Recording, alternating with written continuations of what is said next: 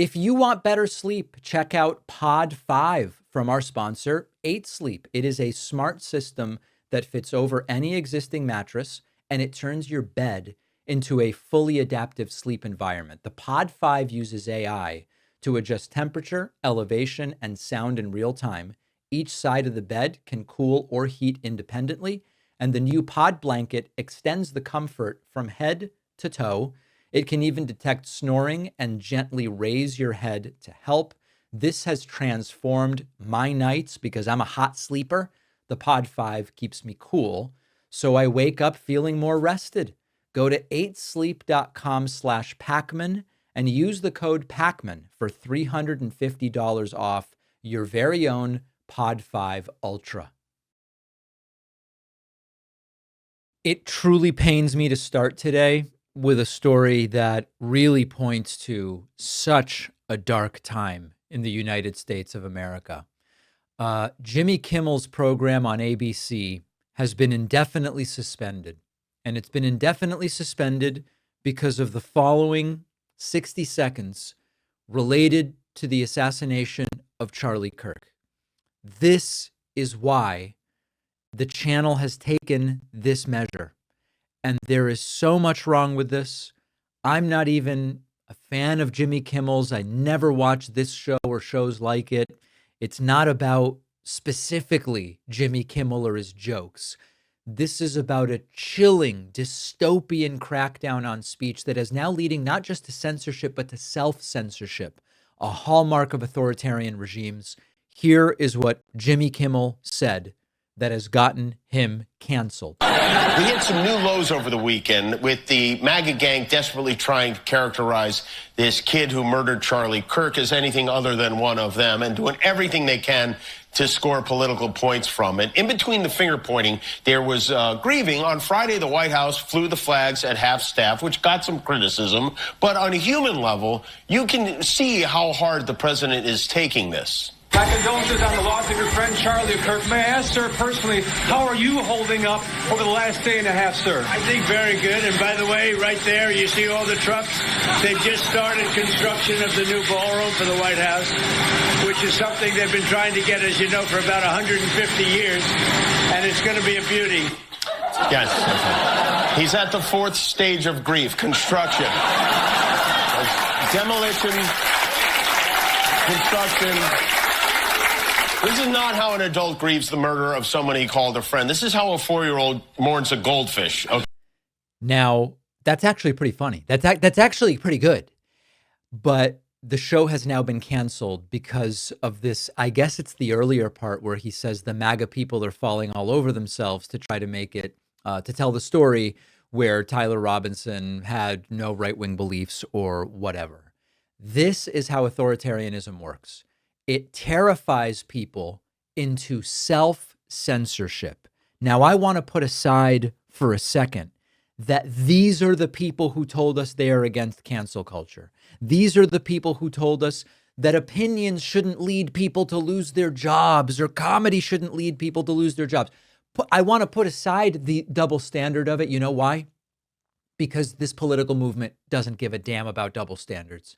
These people do not care about hypocrisy. The do as I say, not as I do, or whatever. We're against cancel culture. Let's start canceling people. It's totally hypocritical, but they don't care. The MAGA voters don't care. Doesn't even make sense to address it right now.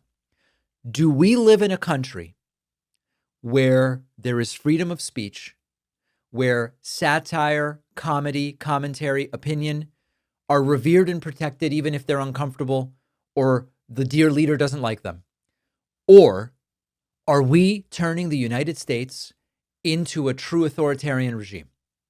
And I don't think it can be denied at this point that the answer is we're doing the latter. We are doing the latter, and it is terrifying. And at this point, I mean, we were all, a bunch of the creators in my cohort, we were all texting yesterday. They're going to come for us. It's abundantly clear that they're going to come for us. There's reportedly a meeting happening in about a month with some of the big platforms and the White House.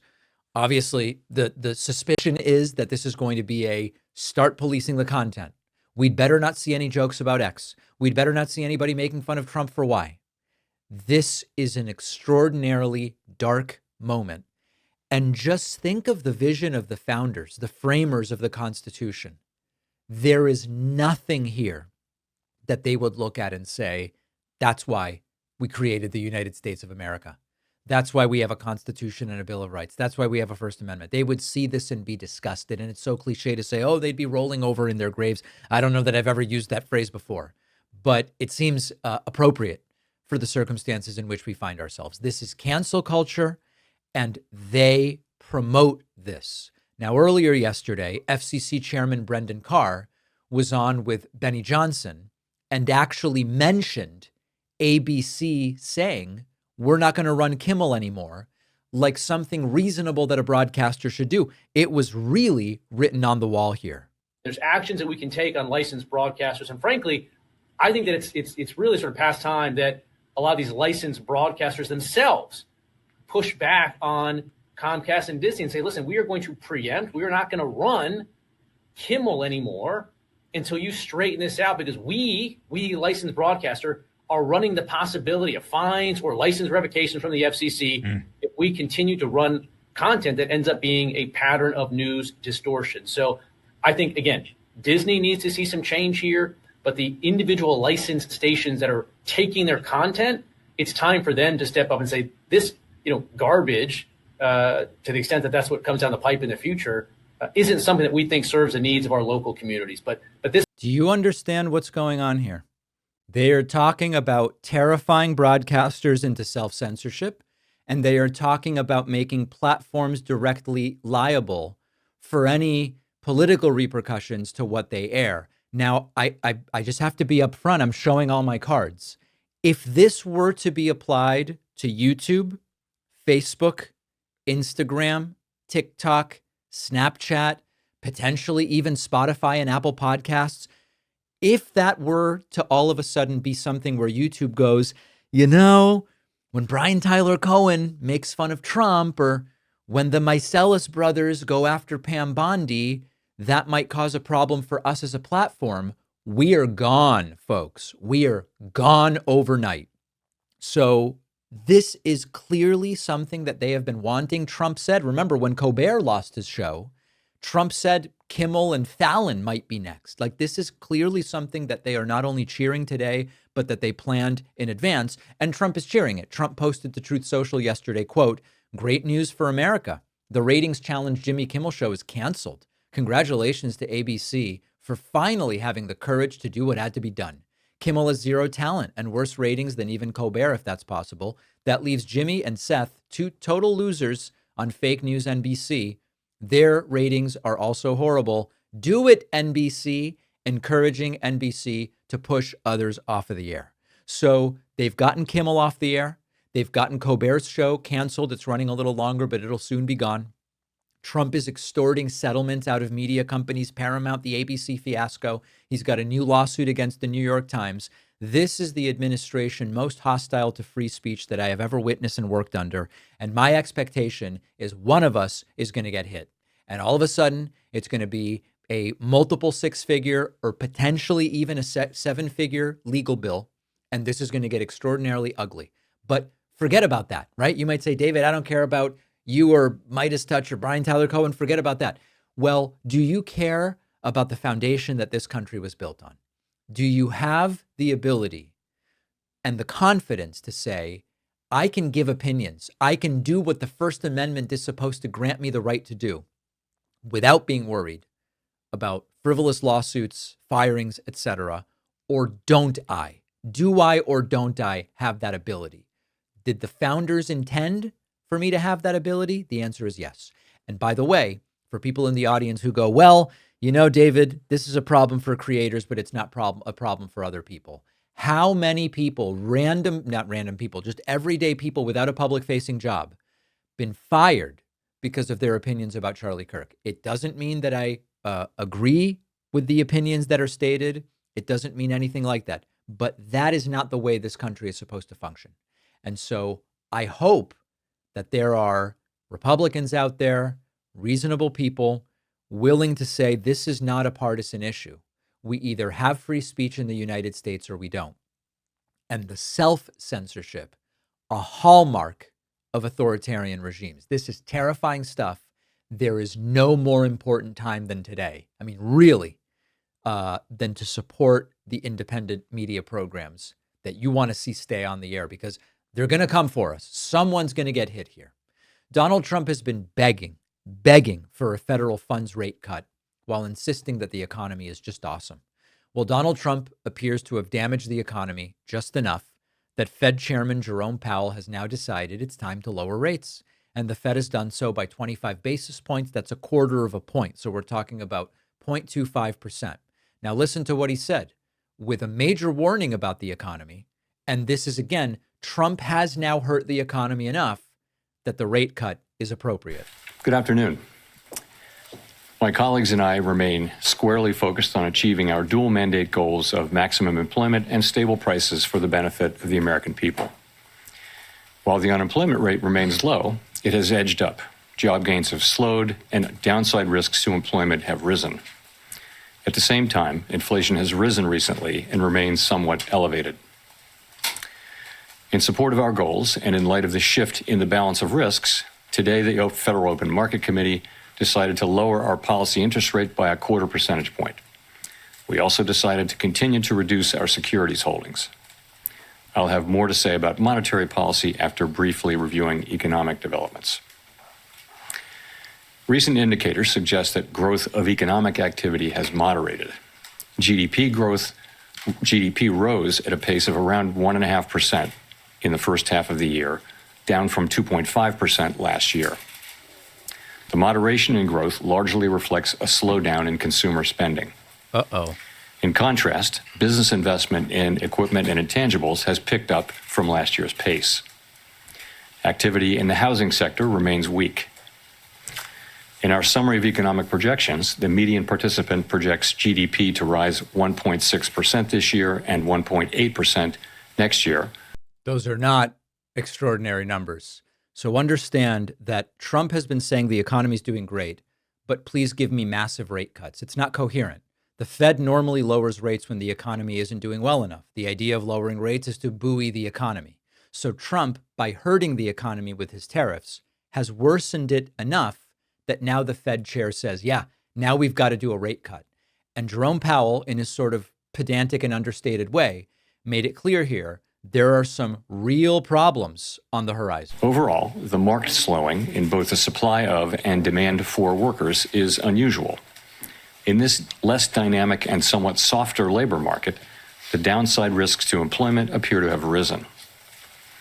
In our SEP, the median projection for the unemployment rate is 4.5% at the end of this year and edges down thereafter.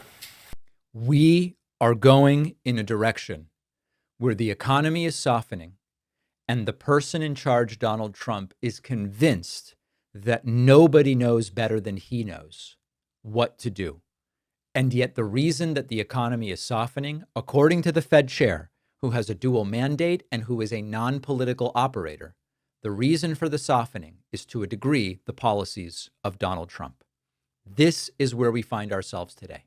And so we need now to start considering what sorts of changes need to be made in order to turn the ship around. But does it matter because the person in charge is incessantly convinced of his omniscience and isn't willing to hear any other ideas? And so he got his rate cut because he hurt the economy. And Jerome Powell is warning this is potentially going to get very, very ugly. Former President Barack Obama pounded Donald Trump in a rare public rebuke. This is not common. It is not common in general that former presidents come out so loudly against current presidents. And it is not typical for Barack Obama specifically to start doing this, but he did. And I understand why, because he sees a lot of the same threats that we believe. And he lays out in a really clear way here how there are even things that other Republicans would have said, no, this is too far. There are certain values that are not Republican or Democratic values. They are American values. And Barack Obama pointing out implicitly that that is different with Donald Trump. Take a listen to this. There's never been an experiment like this where you have people from every corner of the globe show up in one place and say, based on these ideals, we hold these truths to be self-evident. All men are created equal. That based on that, and a constitution, and a Bill of Rights, and a democracy, that we can somehow figure out how to get along and maintain our private beliefs and pray to God in our own ways and retain aspects of the cultures that we bring from wherever it is that we're coming from, and yet still decide that we are all Americans who can salute that flag and believe in a certain creed and defend this country and try to make it better for each successive generation. And I'm not alone in that belief. As I said, I think George W. Bush believed that. I believe that people who I ran against, I know John McCain believed it. I know Mitt Romney believed it. So what I'm describing is not a Democratic value or a Republican value. It is an American value. And I think at moments like this, when tensions are high, then part of the job of the president is to pull people together. Now that does not mean ignoring very real differences. Now, did Donald Trump pull people together, for example, after the killing of Charlie Kirk, by saying the problem in this country is left-wing scum and we're going after them?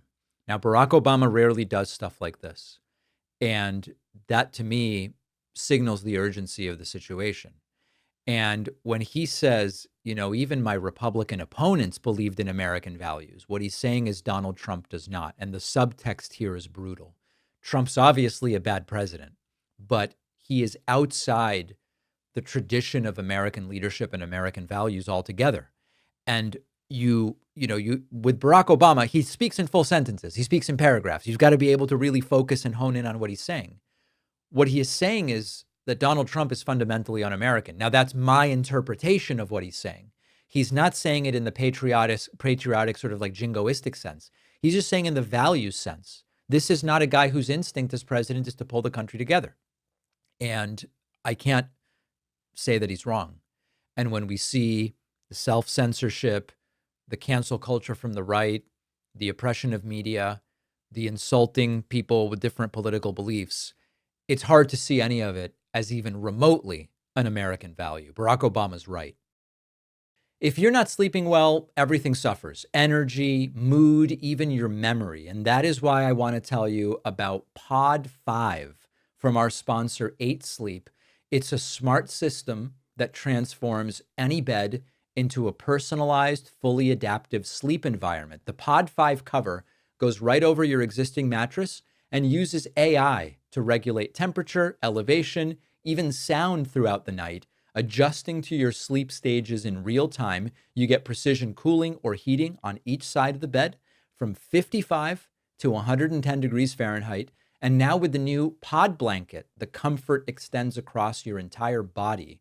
This has been a game changer for me. I get hot at night, and the Pod 5 keeps me cool. No more waking up too hot.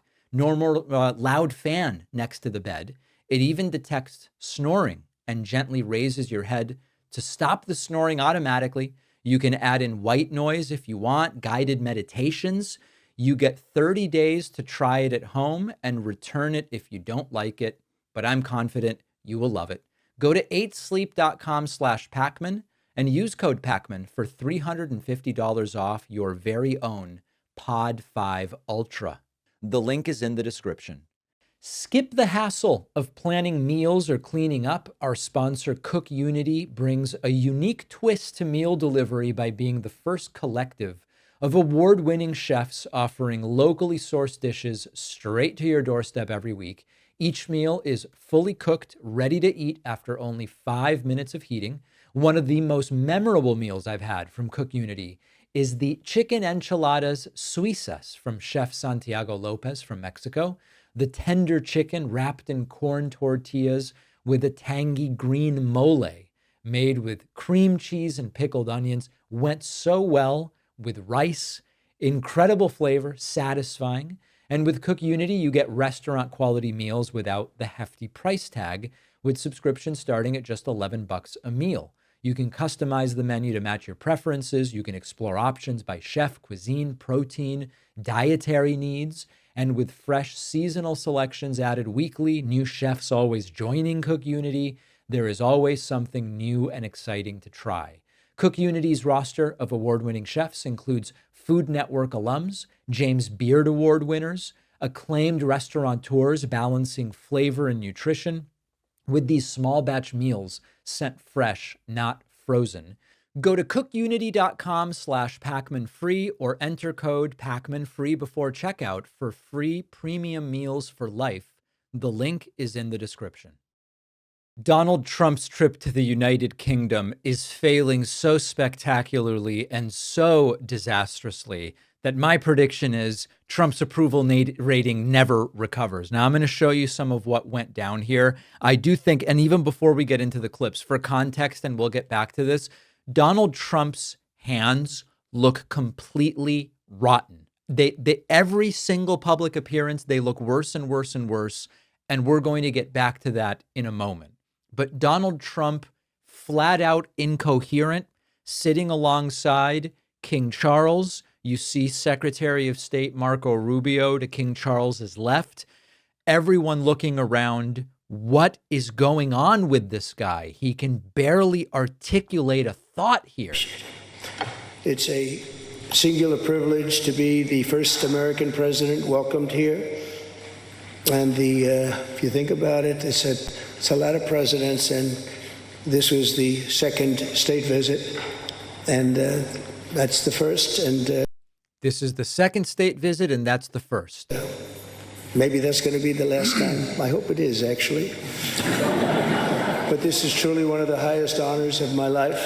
Total incoherence, total absurdity, reporting that the environment inside the room was tense in the way of, I mean, listen, to be perfectly frank, in the Biden White House, especially after that disastrous debate, it's been widely reported that every time Biden would speak publicly, there was tension. Staffers were tense. Oh my God, is he going to lose his train of thought? What's going to happen here?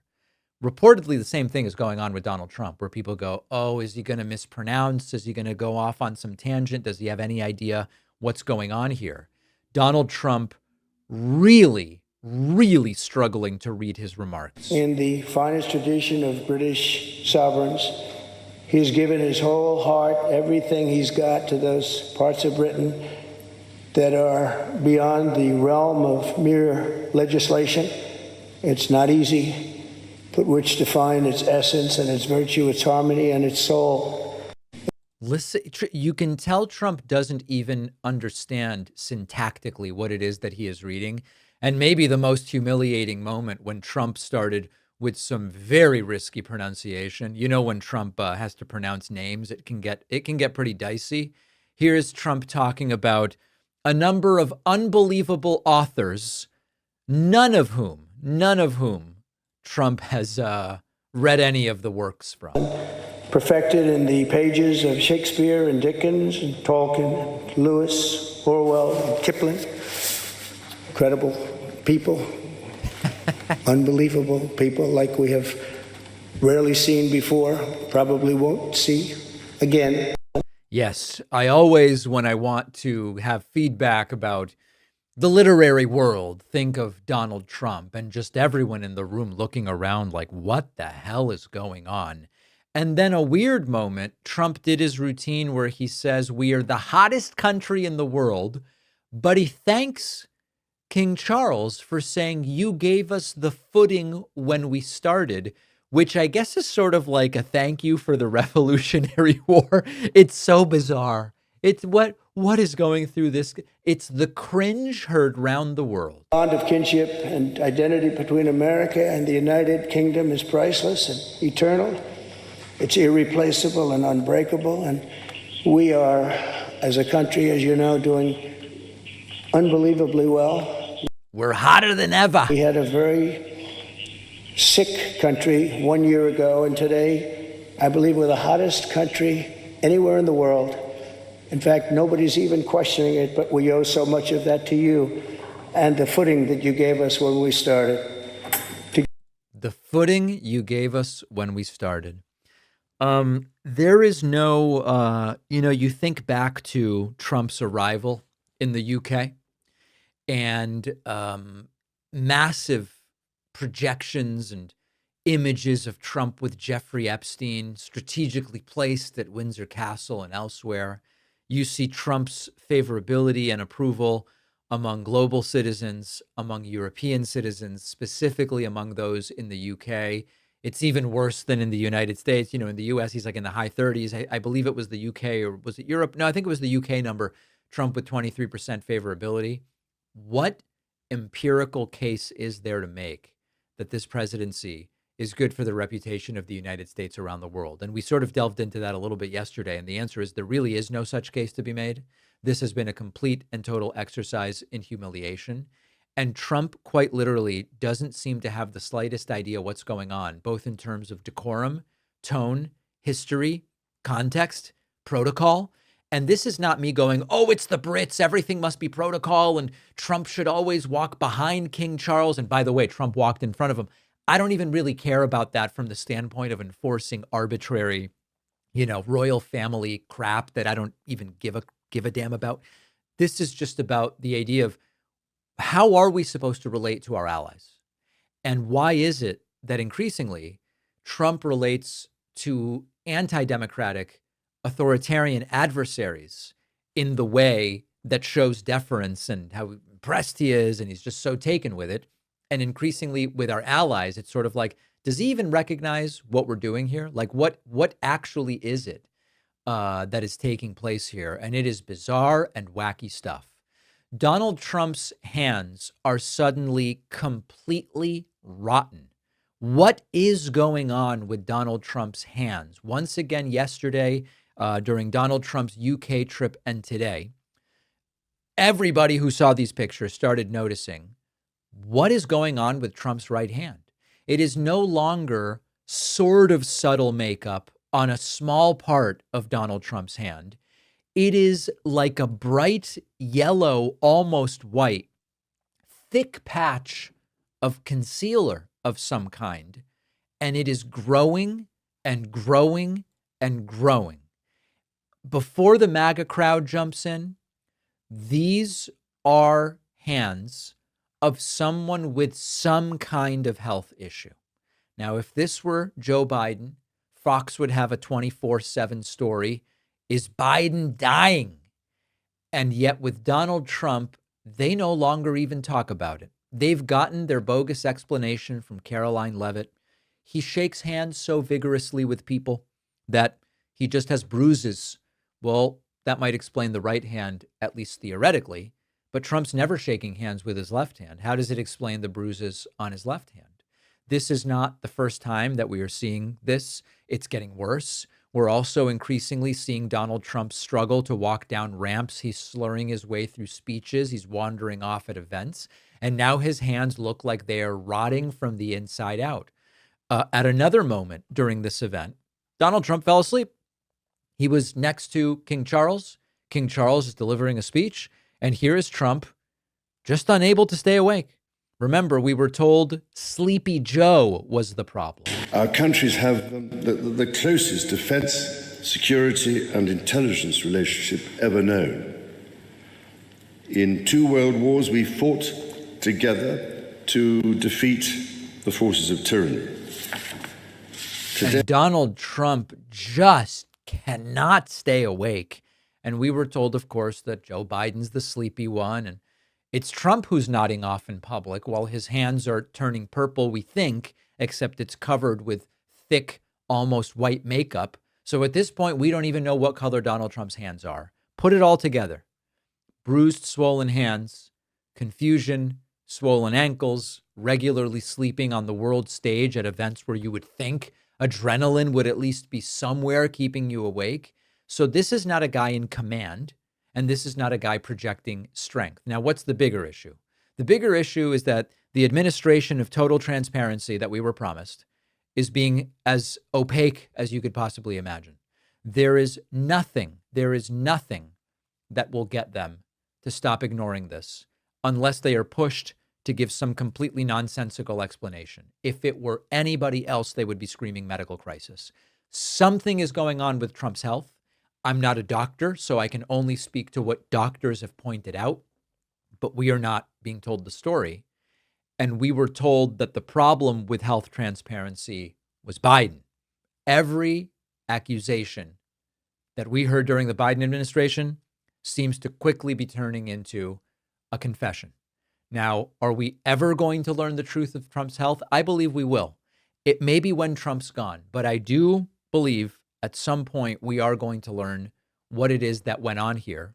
And this only got worse this morning, and I want to talk about that next. Donald Trump behaving completely incoherently this morning at an appearance in Buckinghamshire, England, alongside the British Prime Minister Keir Starmer. Trump talking in circles, Trump speaking meaninglessly. I'll just play it for you. You see what you think. We have a great process going, and inflation is virtually non-existent. As you know, we're taking in trillions of dollars from tariffs, and they've been so incredible for our country, so incredible. We're keeping our companies happy. We're keeping them solid and sane. Now, remember that the companies are not happy about the tariffs. The money that we have taken in is not coming from China. It's not coming from India. It's not coming from whoever Donald Trump wants to seize money from. It's coming from American businesses. And the reason that Trump got his rate cut yesterday from Fed Chairman Jerome Powell is that this has all damaged the economy just enough that Powell now says, well, we got to do something. And so we got our rate cut. The tariffs are, of course, causing inflation. Donald Trump promised us we are going to see prices go down. Prices have been going up. And Donald Trump is even speaking incoherently and specifically about that, saying inflation is gone. It's just gone. Sir, your country was dead 1 year ago, and now you have the hottest country anywhere in the world, and it's true. And we'll have more than $17 trillion invested in our country this year. 17 trillion. And as you can see, Keir Starmer has a sort of what on earth is going on here kind of look on his face. Which is many, many times what we had last year. And we're only in our just about almost ninth month, it's moving along quickly. It's amazing. I was saying we're in our third month, our fourth month, our fifth month, but we're at, it's going to be over $17 trillion. No country has ever had anything like that, even close. You know, my eggs, my beloved pasture-raised organic eggs with the bright orange yolks, beautiful eggs, they used to be $6.79 a dozen. And today, in fact, I paid $9.49 for that dozen eggs. Why am I bringing this up? Well, I'm bringing it up because it is Trump who promised that grocery prices would be down and down quickly, and it's not happening. And in fact, I reported to you 2 days ago that we're seeing the fastest and largest single month jump in grocery prices dating back years. Now, even Brian Kilmeade, Fox News host Brian Kilmeade, couldn't hide his skepticism, to put it lightly, about Donald Trump's economic claims. Oh, this is tape. This is tape. Okay. So he just mentioned overall $17 trillion in total investment since President Trump took over for a second term. The question is, are the pledges going to turn into actual projects? Let's. And you got to hand it to Kilmeade. Broken clocks are sometimes right. Trump saying that countries have pledged money means nothing about taking money in. I hope that people actually understand the sort of mechanics of some of these pledges. What Trump is referring to when he says we've taken in trillions is like, for example, during the Middle East trip, you'll get the Qataris or the Saudis to go, we would conceivably be in for 600 billion over the next 10 years if you bring us a proposal of projects that we want to do. Trump comes home and goes, I just got 600 billion from the Saudis. Well, no, what you got was a completely non-binding, generic statement that if there are interesting projects that are a good fit over the next 10 years, they might be willing to participate to some degree. Very different than they just gave me 600 billion. And that's where Trump gets these numbers. You'll also remember that the numbers are completely fabricated. When Trump got back from that Middle East visit, he said, we got 5 trillion. Now he says we got 17 trillion. Of course, very unlikely that you're going to get 17 trillion when the entire American economy is $30 trillion. Trump then, by the way, went into the whole, we passed such a great tax bill that now I don't even have to do anything else the rest of my term. Aspect of the bill that was I call it the big, beautiful bill, the great, big, beautiful bill. We got so much, the largest bill ever passed in the history of our country. In fact, so big that we really don't have to pass too much anymore. We can just do this for 4 years, implement. I like to implement because the bills are... And of course, by implementation, Trump means signing dystopian executive orders, subverting the will of Congress, and just existing in a dystopian authoritarian state. Now, I want to say one other aspect to this. If we can take the House from Republicans in 2026, Trump's not going to be doing anything else the rest of his term. And so I do think that right now, the greatest opportunity to stop this insanity, let's make Trump right, that he doesn't do anything else the rest of his term. The focus needs to be on taking the House in November of 26, which controls the purse strings, controls the spending. And you can make Trump an even lamer duck than he is right now. I would love for you to be part of our community in so trying to take that House away from Republicans. Make sure you're subscribed on the YouTube channel. We're pushing to 3.5 million YouTube subscribers. It's free. Just hit the subscribe button. And remember that when I got a couple emails recently that people said, David, when you say later on the show, what show? What show are you talking about? I just see clips on YouTube. Every clip you see on YouTube or TikTok or wherever, it's part of a daily 1-hour show. That show is available free on every podcast platform, including probably most notably Spotify and Apple Podcasts. So when I say later on the show, get the full podcast on Spotify. Get the full podcast on Apple Podcasts. We'll take a break. Jon Favreau joins me next. All right. Awesome new sponsor to talk about, Wild Alaskan Company. They do sustainable seafood memberships. I got one of these boxes, and it is just phenomenal. The whole point with Wild Alaskan Seafood is that it's 100% wild caught. It's never farmed. It's from sustainably managed fisheries in Alaska, frozen at the peak of freshness, and then delivered to you. They've got 3 curated boxes, the wild salmon box, the wild whitefish box, and the wild combo box. I got a box that had everything beautifully vacuum sealed. The fish comes in pre-portioned fillets. We had crab. We had scallops. I know I should be saying scallops. It's just not for me. I call them scallops, okay? Delicious and sustainable. They have a sustainable supply-driven approach. They get products during the harvest season in a way that doesn't deplete the resources of Alaska's wild fisheries. I encourage you to go to wildalaskan.com/Pakman and use the code Pakman for $35 off your first box. The link is in the description. Fall is here. The nights are getting cooler. It's cozier. Hot baked goods feel like a great treat. And our sponsor, Wild Grain, is the first bake from frozen subscription box for artisanal breads, pastries, and pastas. Everything bakes in 25 minutes or less. No prep, no cleanup. Customizable boxes. They can do gluten-free. They can do plant-based. And right now they've got some limited time fall items. Apple cider donuts. I grew up with these in New England. Pumpkin cinnamon biscuits. Love them. The donuts just come out perfectly, like a nice little crisp edge, warm, spiced center. Biscuits are flaky and sweet. Made the whole kitchen smell like a bakery.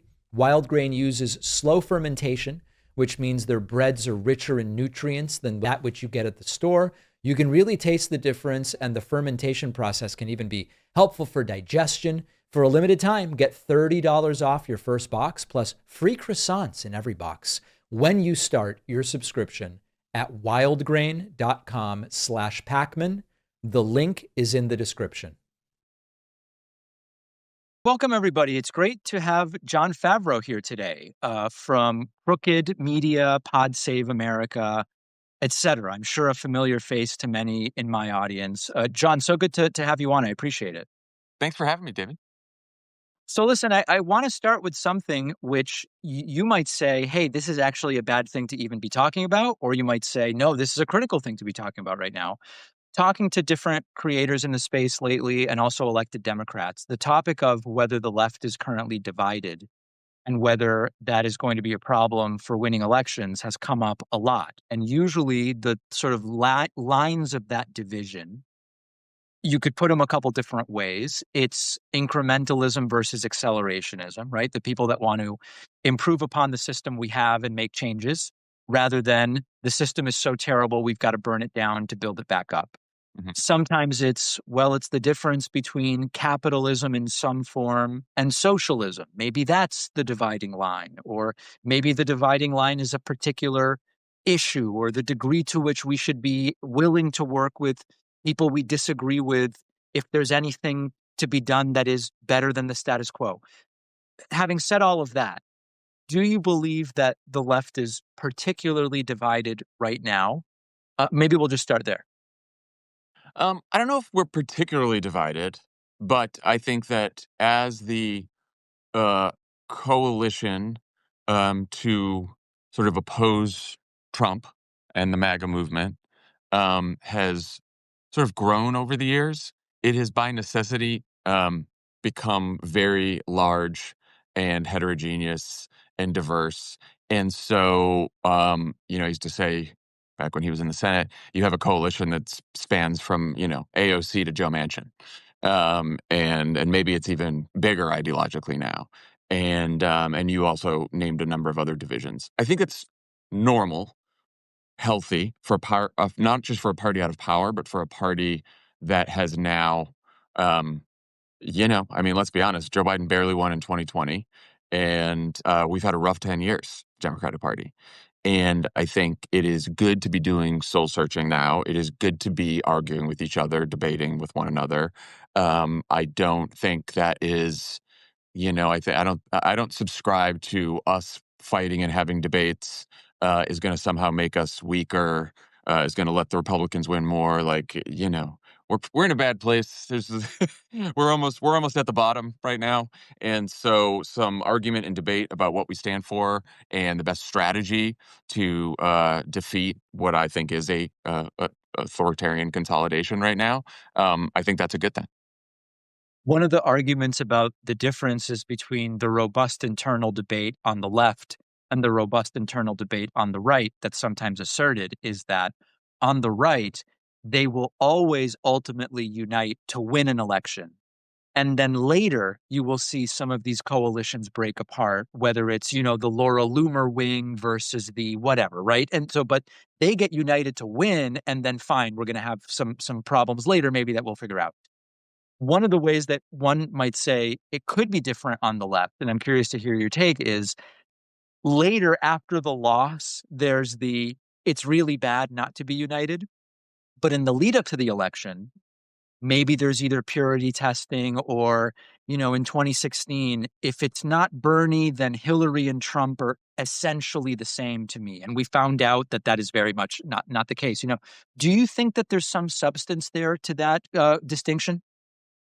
I'm not sure if it's a Democratic versus Republican distinction as it is a party in power versus party out of power distinction. I think, to go back to the 2020 example, I think that was an instance where, Bernie ran for the nomination and did quite well. And then when Joe Biden won the nomination, Bernie supported him and did a lot of work for him. I think the left and the center left, center right, far left generally came together. And if they hadn't, I don't think Joe Biden would have won that election.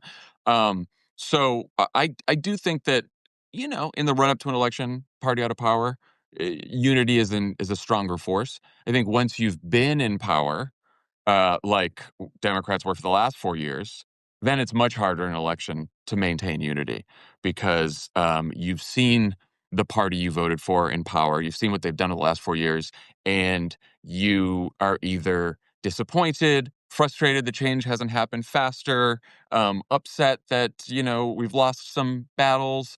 And so you start thinking, okay, well, could someone else do it better with a different ideology, a different style, a different strategy, et cetera? When it comes to the communication of some of these ideas, I've always been of the belief that the independent media ecosystem that you're a part of, that I'm a part of, that so many of our friends are a part of, has been not by a small margin a net positive. Yes, there's disinformation on the internet. Yes, conspiracy theories spread and algorithms can be weaponized and all of this stuff. But like the balance for me on the balance sheet was, yes, there are some liabilities here, but like the assets are so big in terms of the diversity of voices, the ways in which owning, the broadcast equipment of legacy media no longer is a filter to preventing people from getting ideas out. So it's been like, I'm so bullish on it. We now are at a point where some people who shared my view are starting to say, I don't know if on balance we're better off because X platform exists. I don't mean X like Twitter, but like because a particular platform exists. I think that maybe the balance is starting to shift a little bit in terms of that. Has your feeling about like the net value of the space we occupy changed at all in the last couple of years? I guess this is the way I see it, which is we're not going back to the old way that things were, right? Like legacy media is still declining before our eyes, and the corporate media has all kinds of problems that we're seeing come to fruition, particularly in the second Trump term. So this is going to be the media landscape for the foreseeable future, independent media. And so then I think the challenge is those of us who work in independent media and those of us who consume independent media should want to demand and expect, guidelines for factual information, making sure that you can trust the people that you're getting news from and information from, and that we, sort of hold ourselves accountable to, high standards of rigor and truth and responsibility as we, because I also think that, there's independent media, right? Obviously there's a spectrum here, right? There's like more established independent media. There's also just like, random people on social media with big followings and not much else. And some of them are great, and some of them I don't think are all that helpful. And so I think with so much information and so much choice right now, I do think there's like a missing curation function for people, for an average news consumer who's just like, okay, I want to know the news. I want to know what's going on. I want factual information, and I there's too many choices. I don't know who to get it from, right? So I do think like as this industry, as independent media matures, it could probably use some better curation and some guidelines, not going back to sort of the gatekeeper version of the legacy media, but, better than just being the Wild West. Is there some degree to which like the 80-20 principle ends up applying regardless, in the sense of, okay, now as the independent media space grows and grows and grows, the top 20%, which is probably responsible for 80% of the views, or it's probably even more concentrated, to be honest, it's probably the top 5% might be responsible for 90% of the views. It starts to reflect the establishment regardless of any particular editorial opinion that might be taken. Like, do you think that that's a concern? It's definitely a concern. It's definitely something that I think about a lot, particularly because I came from the establishment, right? I was an Obama staffer for a long time, so I'm not going to pretend that I'm not. And I think the way that I try to handle that, and we try to handle that here at Cricket, is to make sure we are talking to people on our shows and elsewhere who represent a broad spectrum of views and ideologies. And I think that sort of keeps us at least with our finger on the pulse of what's going on. Because you're right, I think I mean, look, we're also in Los Angeles, which helps, and not being in DC. And I think that, I think that you can, if all you do every day is just sort of, read Playbook and the New York Times and that's it, I think that's insufficient if you're a content creator and you're in this business.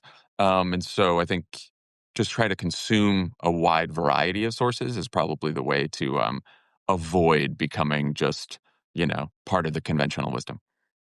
Let's look forward a little to 26 and 28. Let me lay out what I see as like the really exciting good stuff that's going on, and then the things that kind of concern me. Mhm. So on the positive side of the ledger, for 26, I'm seeing so many young progressive candidates who are getting involved. In some cases, it's primaries. In some cases, it's they want to flip seats. Really exciting. For 28, the bench to me seems really interesting, both insofar as there's a lot of interesting people, Mhm. but also there's like some diversity in sorts of in terms of the folks that are being thought of as potential front runners if they choose to run in 2028. It's a deep bench, so I think that that's phenomenal. On the sort of like concerning side, I've talked about all of this stuff on my show before. After the kind of like reckoning that took place after the November election with how media was sort of mishandled by Democrats and they're not helping to build the alternative ecosystem. And there was this period where I was like, I think they're getting it and it's going to be good. I've had some interviews where like I have a Democrat on, I press them a couple of times about an issue that I just think they're not giving me a good answer about. It gets tense. It gets hostile. It wasn't the interview they wanted, but like, this is kind of what we need. If you can't even face me, then where are we going with this? So that's a concern. I've said my opinion is I don't think Kamala should run in 2028, just based on everything that's happened, not because I don't think she's competent. I found her incredibly competent when I met her. I just think strategically it doesn't make sense. I started getting emails that I'm being misogynistic. Started getting emails that I'm being sexist in that opinion. That concerns me in terms of the sort of like, is this how we're going to end up kind of picking a candidate? And that, so those are the two sides of the ledger for me. Let me kind of like turn it over to you and see where you're seeing things. Yeah. Again, this is something that we struggled with in 2020 because we wanted to be a place, and we were a place where all the different candidates who ran in 2020 felt comfortable coming on the pod and just having a good conversation with us. And so even though we might have had leanings towards one candidate or the other, we didn't think it was fair to just be like spending all our time on the pod talking about a candidate we like and then saying, oh, but we also want you, some other candidate, to come in for an interview and we're going to be fair, right?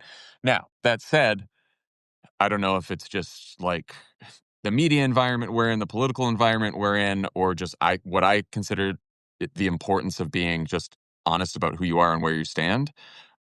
I try to be as honest with the audience as possible about where I am, while also making sure that I can provide people with information to make good decisions, even if those decisions are not the ones that I would make. So, like, I want to tell you what everyone stands for in a way that is objective enough so that I don't, seem to like push one way or the other. But I also want to let you know, like, if a certain candidate makes a great speech and I think that they're really inspiring, I don't want to hide that from people. So I want to say that, And same thing with your point about Kamala. Like, I guess what I would say is if I had that opinion, right? All I would try to do is say, look, from where I sit right now, it seems like she's going to have a tough time.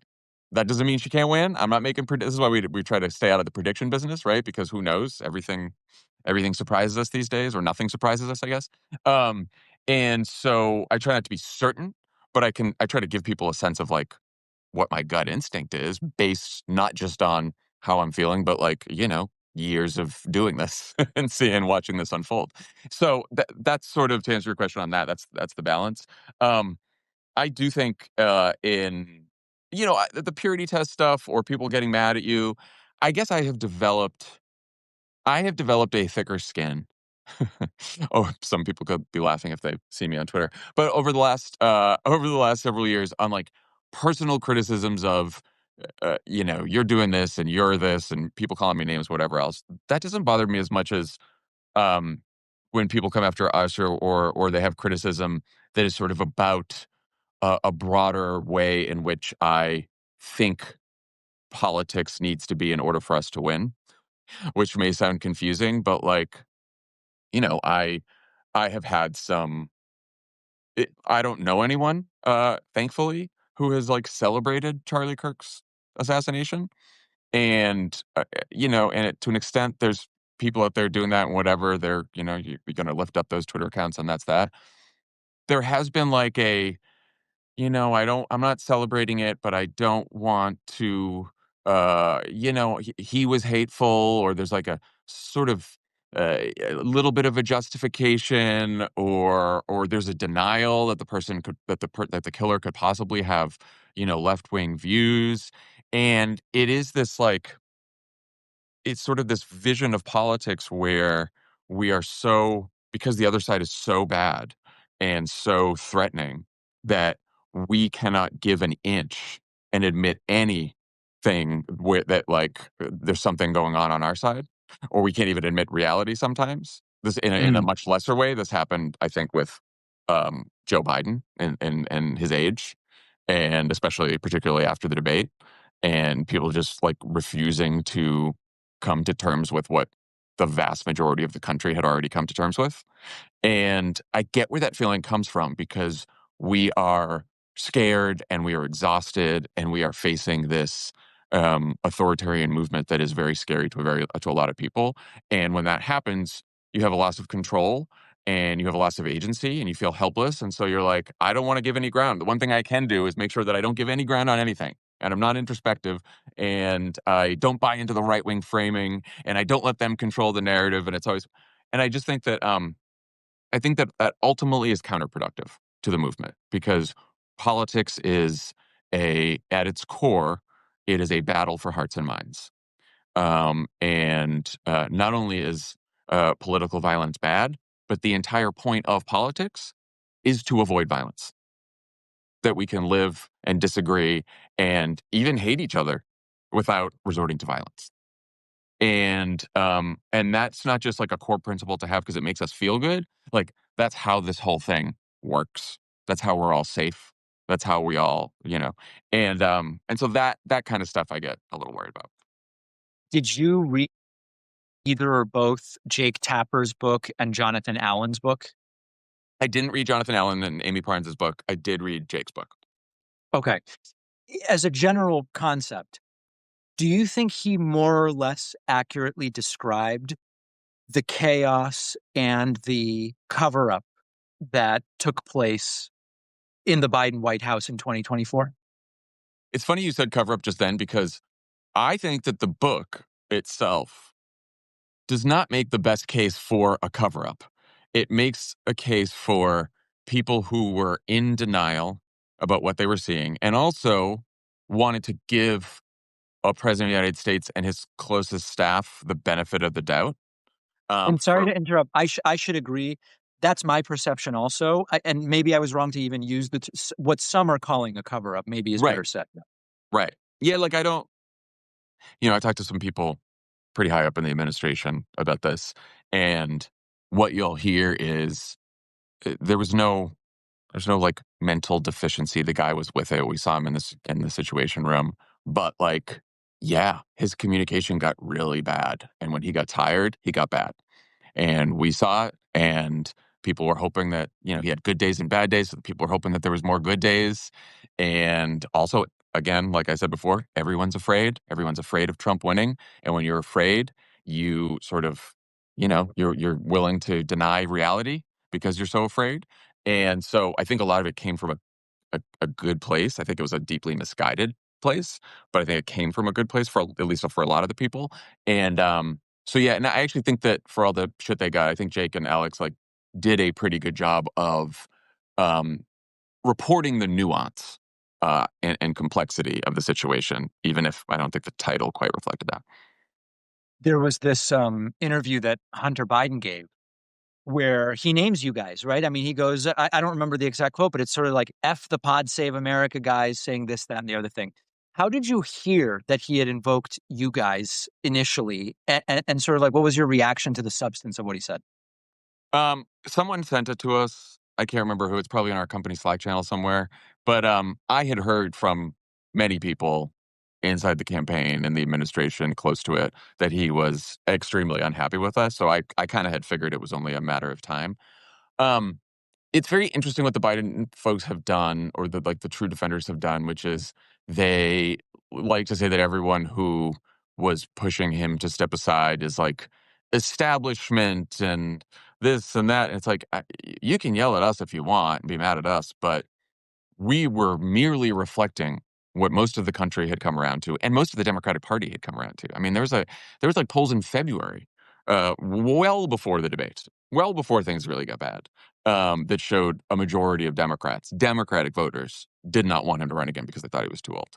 And so I only think our role was trying to get people in the establishment, in the party, to understand what the rest of the country and the rest of the party, people outside, people who are not very online like I am, were seeing and feeling about the race.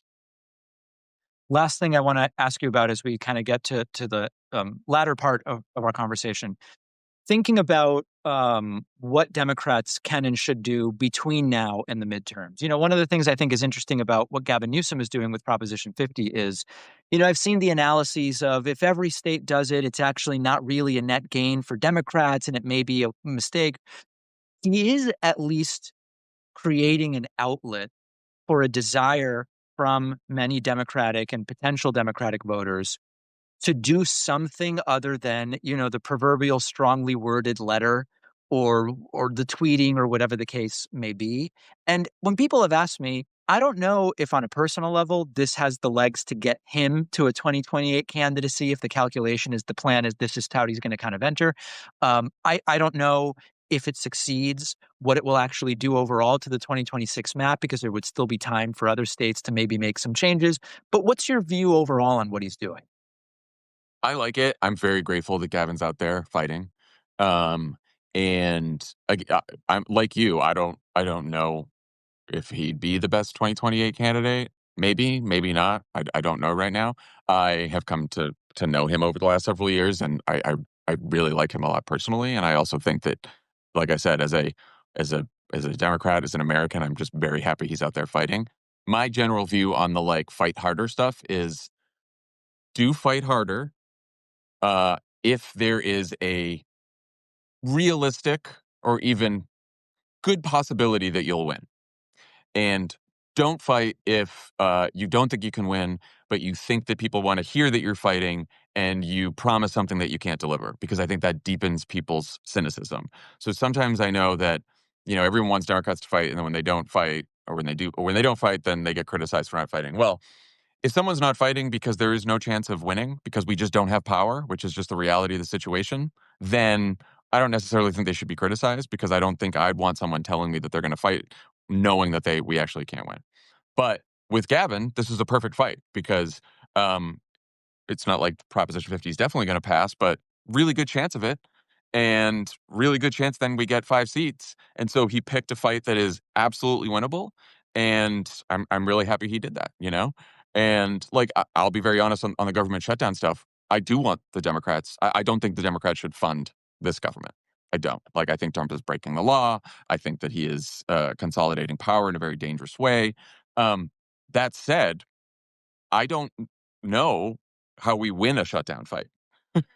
And I don't know how the government opens up again. Now, that's a risk that I'm weighing, and I still think that making a statement, calling attention to it is probably the better path.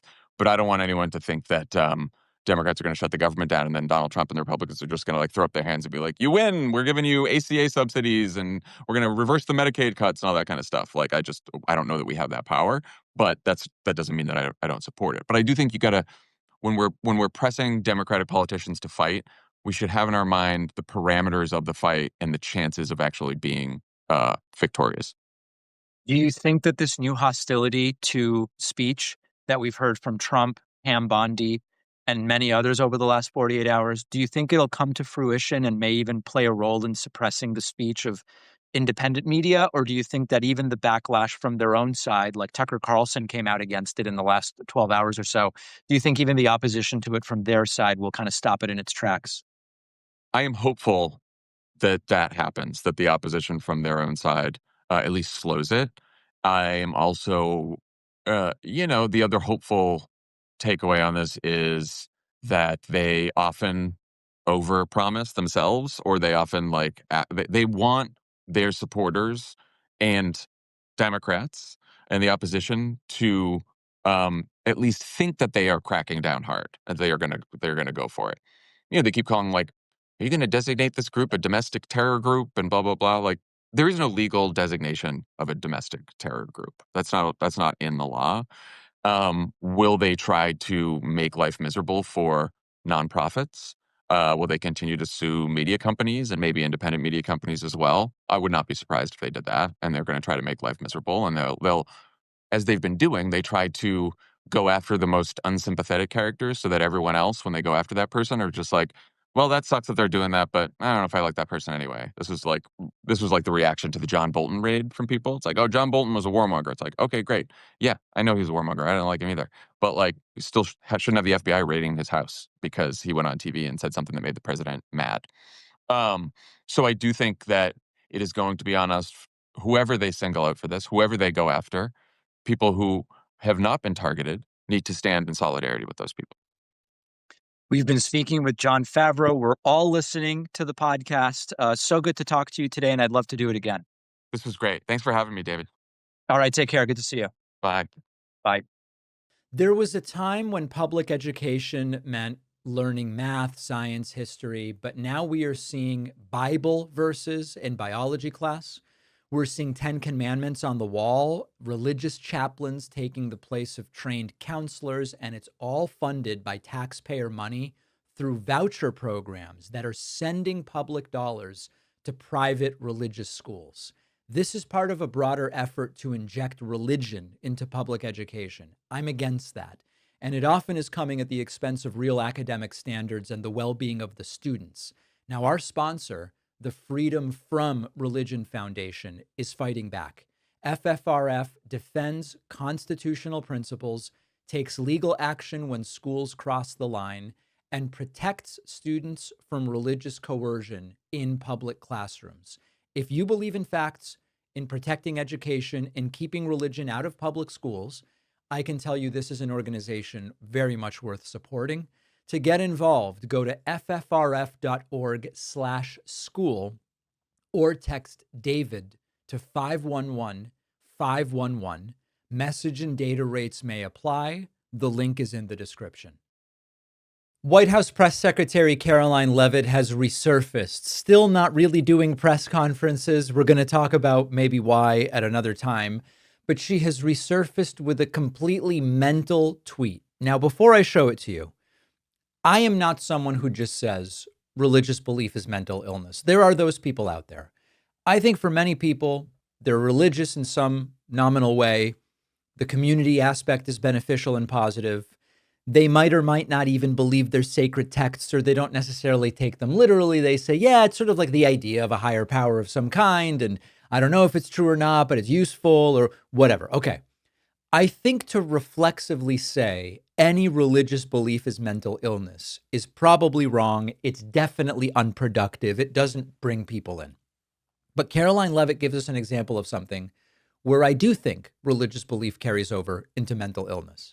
Karoline Leavitt took a tweet from a user who goes by Auntie Kitty and put it on her, I believe this was an Instagram story, where she just said, wow. Now here is the tweet. On the night Charlie was shot, referring to Charlie Kirk, on the night Charlie was shot, a 4.1 earthquake struck Utah. In scripture, 40 represents trials, 41 signifies a shift. It hit at 5:57 local time. That's 7:57 Eastern. Acts 7:57 describes Stephen, the first martyr, stoned as the crowd silenced his truth. The Bible says the earth trembles when God is angry. That night, as a voice was silenced, the ground groaned. This is a textbook case of two overlapping phenomena. One is called apophenia. The other is delusions of reference. Let me explain them. Apophenia is this human tendency to see patterns and connections in random data. And sometimes we do it. You look at a cloud and you see a bunny. Of course, the cloud has nothing to do with the bunny. It's just you have the idea of what a bunny looks like, and then you might see it in the cloud. Not a big deal, right? But then sometimes it'll be, there's a hidden message in a song lyric.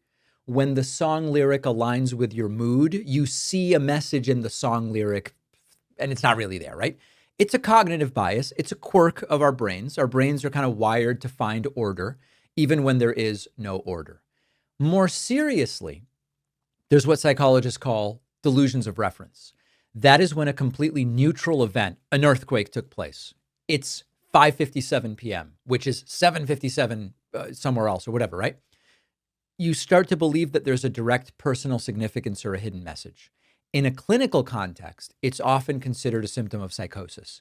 And when you see a public figure with a platform framing random numbers and natural events as this coded divine commentary about their political adversaries or allies or whatever, this starts to edge into mental illness territory. You know, there was an example I've given before. There was an audience member who was not well. And at one point she wrote in saying she understood what I was really saying to her.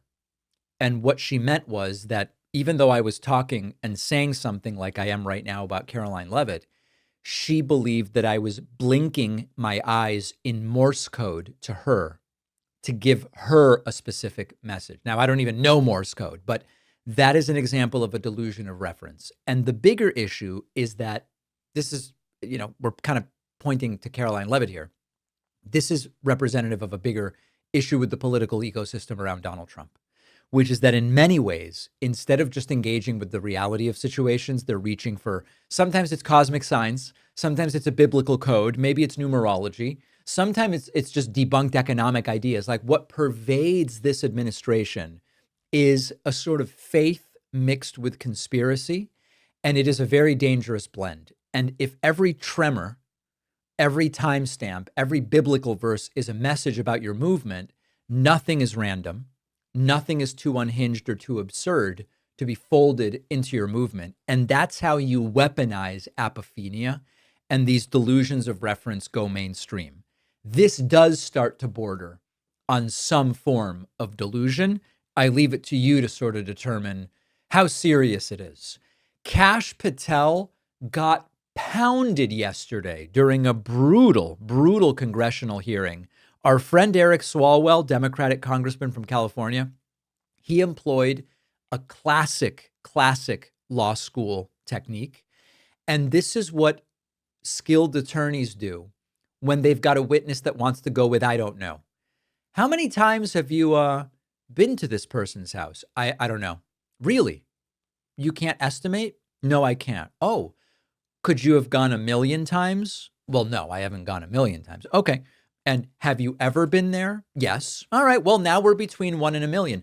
Do you think maybe you visited this person 100,000 times? No. Okay. That's the idea of the technique. Kash Patel tried to use the I have no idea for how many times does Trump's name appear in the Epstein files. And Eric Swalwell uses this exact technique on him. You said you don't know the number of times Trump's name appears in the files, so it could at least be 1,000 times. Is that right? The number is a total misleading factor. We have not released anyone's name in the Epstein files that has not been credible. Director, could it at least be 1,000 times? We have released every piece of legally permissible information. Okay, you can characterize the numbers however you want it. Reclaiming my time, Director. It sounds like if you don't know the number, it could at least be 1,000 times. It's not. It's not. Is it at least 500 times? No. Is it at least 100 times? No. Then what's the number? I don't know the number, but it's not that. Do you think it might be your job to know the number?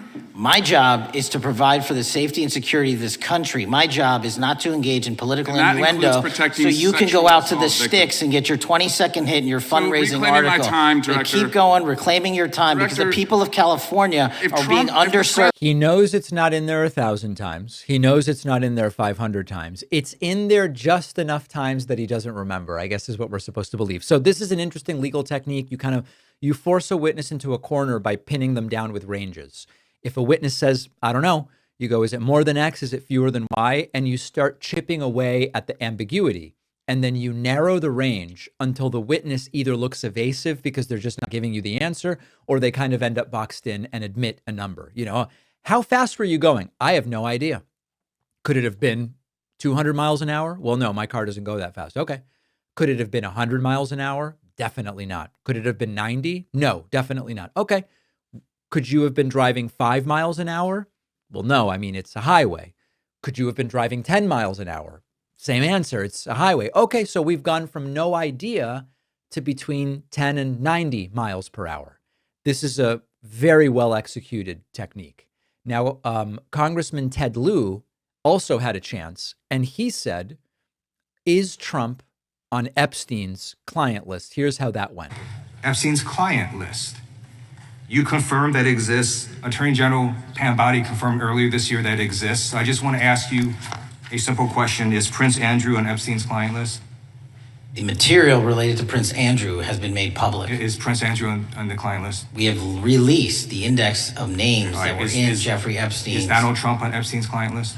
The index has been released, and the index will speak for itself. So I'm just going to say, America is a huge red flag.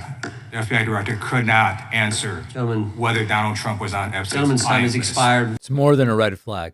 And this was not only Democrats. Even Thomas Massie, a Republican congressman, sat there and said, wait, you're telling us there's no one on the client list? And so have you reviewed those 302 documents where the victims name the people who victimized them? If I personally know, but the FBI has. So how can you sit here and in front of the Senate and say there are no names? I said I named one today. I said we are not in the practice at the Department of Justice FBI of releasing victims' names. And of course, he's not being asked about victims. He's being asked about perpetrators. That is not what we do. We are also not in the habit of releasing incredible information. That's not what we do. But multiple authorities have looked at the entirety of what we have. It's hard to think of less honest, less transparent people. And my hope is that at some point they pay a political price for this. I don't know that they will. But certainly one step, is taking back the House of Representatives. It's a necessary step, but not a sufficient step. And that is an area where we need significant focus over the next year and a half. On the bonus show today, Donald Trump is designating Antifa as a terrorist organization. There's one little problem. It's not really an organization at all, so that's going to be difficult to do. We are also going to give you an update about Luigi Mangioni's case, in which state terrorism charges have been dismissed by a judge. And then finally, tensions boil over among House Democrats over a vote to honor Charlie Kirk. All of that and more when I'm joined by producer Pat on the bonus show. You can sign up instantly for the bonus show at joinpakman.com. And I want to remind you, the 30th of this month, the last day of the month, we are doing a massive one-day membership drive. It's going to be the biggest discount of the year. I think it's the biggest discount ever. I would love for you to be a part of it. An email will go out on the 30th in the morning telling you how to take advantage of this discounted membership offer. If you would like to be notified, all you need to do is get on my newsletter at substack.davidpakman.com.